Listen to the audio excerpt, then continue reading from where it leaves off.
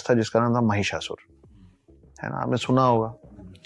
अब महिषासुर को ना कोई नहीं मार पा रहा था, तो शक्ति ने दुर्गा का रूप लिया।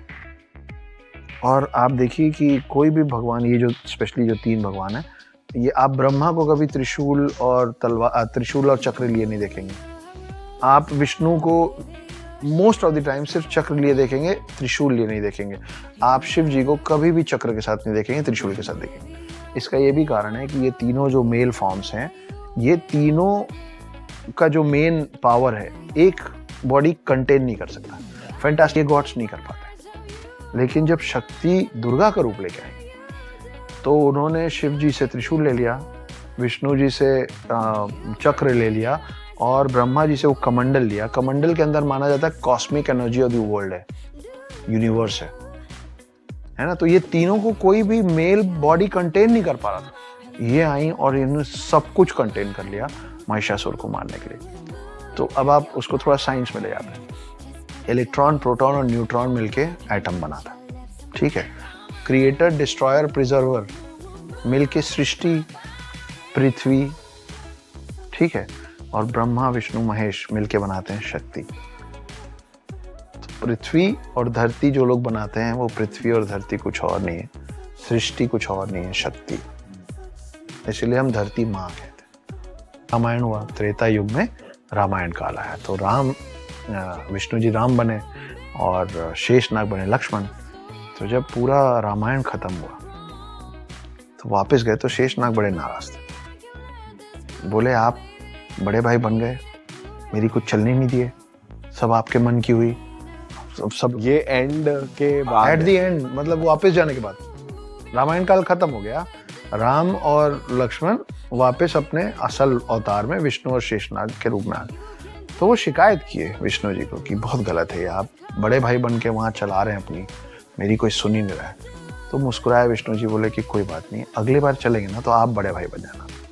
तो फिर जब कृष्ण बन के आया, तो बड़े भाई बलराम थे, दाऊ, तो वो शेषनाग, है ना। तो ये दोनों में, शिव में, और हालांकि ये दोनों नाग अलग अलग हैं।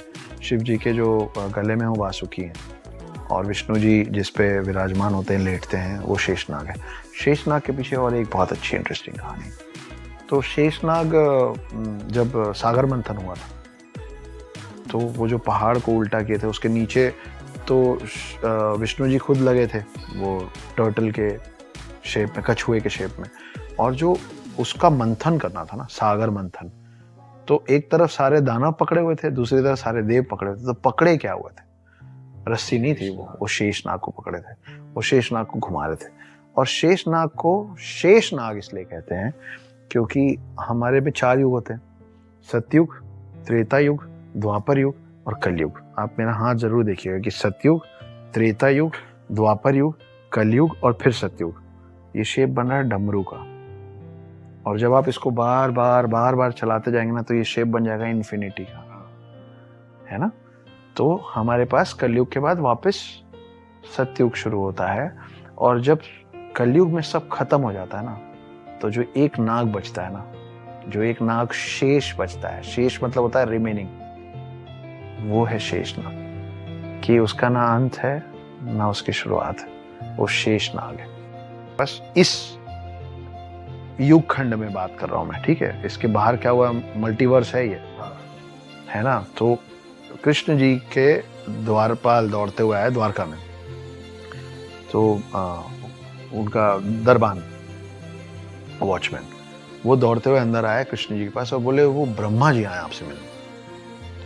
तो कृष्ण जी बोले अच्छा, उनसे पूछ क्या हो कि कौन वाले ब्रह्मा जी हैं वो। तो दरबान कंफ्यूज्ड, दरबान बोले ठीक है भाई, आप बोल रहे हैं, पूछ लूंगा। वापस चले गए, बोले वो कृष्ण जी पूछ रहे हैं आप कौन वाले ब्रह्मा हो। तो ब्रह्मा जी भड़क गए, बोले कौन वाले ब्रह्मा, मतलब क्या, एक ही होता ब्रह्मा। तो फिर वो पैर पटकते हुए हटो यहाँ से और करके कृष्ण जी के पास आए। तो कृष्ण जी से पूछे कि आपने ऐसा क्यों बोला कि कितने वो होते हैं, मैं कौन सा हूँ। तो फिर कृष्ण जी ने असली चीज उनको दिखाई।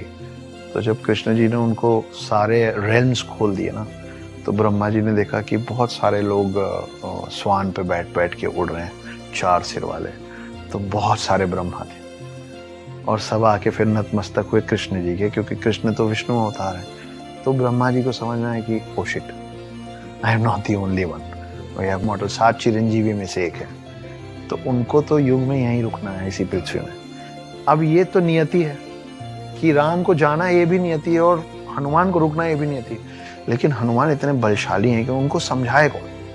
वो तो राम के लिए राम से भी लड़ने को तैयार हैं, है ना। तो राम क्या करते हैं कि, तो ऐसा इस बार भी हुआ कि त्रेता युग में राम को वापस लौटना था। हनुमान बोले हो ही नहीं सकता प्रभु, या आप यहाँ रहेंगे या मैं आपके साथ चलूंगा, मैं आपकी सेवा करूंगा। तो उन्होंने जमीन पे एक छोटा सा क्रैक बनाया जब हनुमान नहीं देख रहे थे, तो राम ने, और उन्होंने अपनी एक अंगूठी उतारी और उसके अंदर गिरा दी।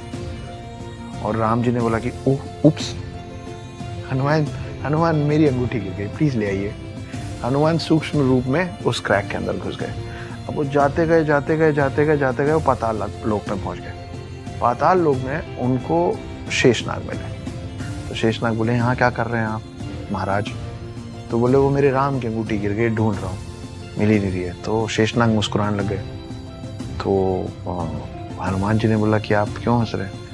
बोले आप फिर बुद्धू बन गए इसलिए। बोले मतलब? बोले वो देखिए, जब वो पलटे ना तो वहां अंगूठियों का पहाड़ बना हुआ था। तो हर बार त्रेता युग में राम ऐसे ही बुद्धू बना के हनुमान को छोड़ जाते। देखिए जो 7 चिरंजीवी हैं, कईयों को उनका नाम भी नहीं पता, इसलिए मैं बता देता हूँ।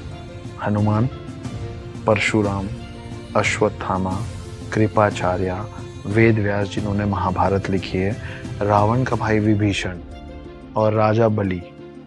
बाली सुग्रीव वाला बलि नहीं, राजा बलि सतयुग से आता है। उसकी अपनी कहानी, जिसके चक्कर में विष्णु जी ने वामन अवतार लिया था कि एक आदमी 2020 में पकड़ में आया है जो ये कह रहा है कि मैं देवभूमि भारत में सतयुग से हूं, ना मेरी उम्र बढ़ती है ना मैं मरता हूं। ये एक्चुअली आदमी है। बढ़िए, मैं रामायण का हिस्सा भी रहा हूं और महाभारत का भी। मैं राम से भी मिला हूं और कृष्ण से भी, और मैं वो 8वां चिरंजीवी हूं जिसके बारे में दुनिया ने अब तक सुना नहीं है। और मैं ढूंढ रहा हूं उन 7 चिरंजीवियों को जिनके बारे में हम थोड़ा बहुत जानते हैं।